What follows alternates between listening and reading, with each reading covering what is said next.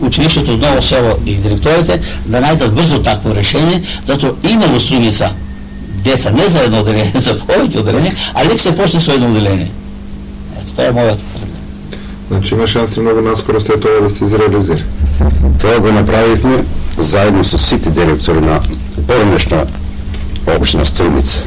Се собравме во подрачното Министерство за образование, така да и подрачниот представник Сонја Чолинова даде подршка и тоа се залага доста и стално ми се јава по телефон, дај директоре што побрзо да го направиме тоа.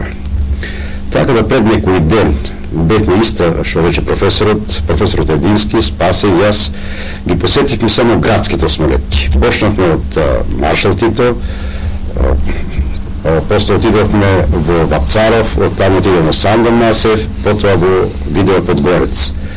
И разговаравме со директорите и со педагозите и психолозите. Така да имаме една прегледност колку дечина има во нивните паралелки, вака метнато едно, две, колку има. И неопфатени. И неопфатени деца има доста во Струмица и во Струмичко. Не само во градот, има и во селото, така да опште не се води сметка за овие деца, вака се лутат по селото. Јас само може да кажам на просветните инспектори да ги замолам да ваквите деца да се префатат и да се пуштат али во редовното или во посебното основно училиште, за да може да се описмени барем до некој степен. Ми дадоа подршка сите директори, сите педагози, психолози, едино остана сега да најдеме само простор во кое училиште. Јас им предложив или во Сандо Масев, или во Видео Подгорец, затоа што е центар на градот, да биде приближно за сите родители и на децата по-близо и за зимање и за носење. Додека во Маршал Тито малце е угодница, таму поидна истрана и така да може да се најде. Сум спремен, уште утре се вика, опрема имам, клупи, столчина, теписони, нагледни средства, учебници, тетрадки, молови, гуми, се што треба, дури и дефектолог. Има стварно 4 дефектолога да патуват од Струмица за Ново село, тоа ем за нив, јас кратувам патарината, што викам, ем ги исполнувам жалбата на децата, прво како што рече професорот, а после на родителите. Јас ќе апелирам до самите родители.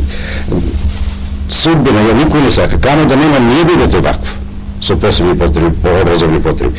Него, ето вака, ги замолил, ако има вакви да не се криене, да не се сраме со тоа, да ги пријават, ќе отворам сигурно не само во Струмица, во колку се јава интерес и во другите централни основни училишта.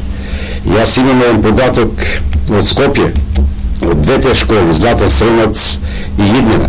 Златен Сренац од една страна на Вардар има некаде околу 160 дечиња во подрачното училиште. Од Драчево подрачно оделение, од Драчево па до Новоселски пат. Додека Иднина е по другата страна на Вардар, не знам тие насоби как се до Шутка. До Шутка имат исторни паралелки, како јас што планирам сега да отворам во Струмица, ако има можности може и во Василево, и во Ковешино, и во Ново село, бидејќи имаме таму нема потреба да отвориме вакви паралелки, да ги згрижиме овие деца да не шедат по улица. Јас би сакал само повторно се вратам на професорот Едински, ја спомнавте државата претходно. Да. Колку државата е заинтересирана за се тоа, односно колку стои позади сите овие идеи и проекти кои што би требало да се реализираат? А видите, мора да бидеме задоволни до некаде, зашто ова што го спомнав преди не е лесно да се создаде во една мала република со скромни средства. Значи да разбирањето и односот досега навистина бил добар, затоа што скоро не за сите категории можда нема капацитет или услови се да уфатиме, али е направено многу.